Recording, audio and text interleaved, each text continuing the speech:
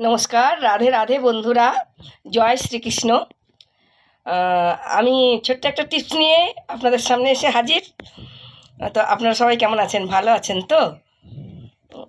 তো আজকের টিপস বিষয়, বাড়ির কোনো সদস্য যদি প্রচণ্ড চিৎকার চেঁচামেচি করে এবং প্রচণ্ড ঝামেলা করে, কিছুতেই থামছে না, প্রচণ্ড রাগী সেই সদস্য, মানে এত রাগী যে সদস্যকে কিছুতেই থামানো যাচ্ছে না, মানে এত উত্তেজিত হয়ে পড়েছে, তখন কি করবেন?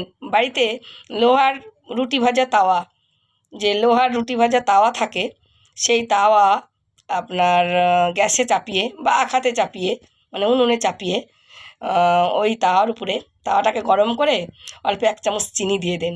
চিনিটা মেল হয়ে গেলে ফট করে গ্যাসটা অফ করে দিন, সদস্য চুপ হয়ে যাবে, সাথে সাথে সে শান্ত হয়ে যাবে। এটাই ছিল আজকের টিপস। নমস্কার, রাধে রাধে, জয় শ্রীকৃষ্ণ।